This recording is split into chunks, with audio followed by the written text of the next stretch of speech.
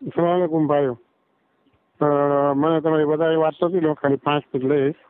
મને તમારે બ્રીફ કર્યું હતું, તમને બધાને ખબર હશે જે ટોરોન્ટોમાં વાક્ય થયો હતો એના, પણ હું એના વિશે કંઈ બોલવાનું નથી. હું ખાલી તમને ધ્યાન ખેંચું છું કે જે ઇસ્યુ ત્યાં થયો એ દરેક જમાતમાં એવા ગુનાના કામ થાય છે.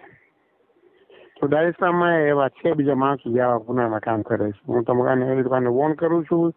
આટલો ટાઈમ ત્યાં કર્યા કરી દીધા, અલ્લાહ પાસે માફી માંગી અને આ પછી ના કરે.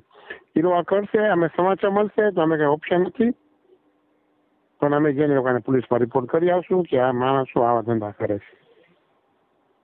કારણ કે અમે શરીયતન વાઇઝ જાય તો અમે 4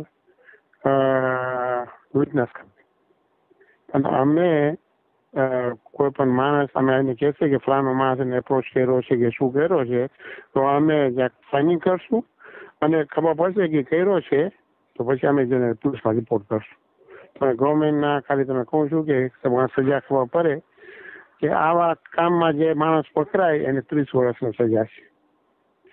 અને ખાલી આ કામ કરે નહીં, આટા ખાલી ટ્રાય કરે એની સાથે વાતું કરવા માટે કે એને સેડ્યુસ કરવા માટે તો એની સજા છે 10 વર્ષ. પછી તમે એને કહેતા નહીં કે જેમાં ફેર નથી થતી.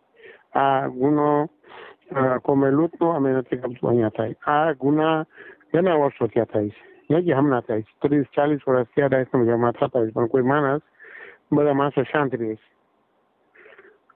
તો અમે આ રીવા કબૂલ નહીં કરીએ કે અમારી ફરજ નથી, અમારી ફરજ લીડર્સની જમાતની નથી. એ ખાલી તમારું કાંઈ ધ્યાન રાખવાનું, અમે તમારા બચ્ચાના માટે ધ્યાન રાખવા માટે અમારું મેન્ડેટ છે. ને હું પેરેન્ટ્સ લોકોને વિનંતી કરું છું કે પ્લીઝ તમે લોકો જરાક ટેમ લ્યો, પછવાડે છોકરાની પૂછા કરો, જરાક ધ્યાન રાખો. કારણ કે આપણે મૂકી દઈએ કે બચ્ચાને પછી આવા શેતાની કામમાં ગરી જાય છે તો એ છોકરાની આખી જિંદગી બગડે છે ને આપણે રિસ્પોન્સિબલ છે આપણા છોકરાને ધ્યાન રાખવા માટે. તો પ્લીઝ તમે પેન લ્યો કે છોકરાની જિંદગી બગડે નહીં. પછી આ રીતના કરી લેશે પછી કહેશું કે બાને અમે શું કરે, અલ્લાહને ખપતું, તો અલ્લાહને કંઈ નતું ખપતું, આપણે પોતાને ખપે છે. ખોટે અલ્લાહને આપણે ખોટા ઓલા ના કરે, બ્લેમ ના નાખી. હું પાછો રિપીટ કરું છું કે હું કોઈને મૂકશું નહીં. અમે સમાચાર મળશે તો અમે લોકોને પોલીસમાં રિપોર્ટ કરી આવશું. પછી પોલીસ ત્યાં નહીં ને એ માણસ ત્યાં. Thank you.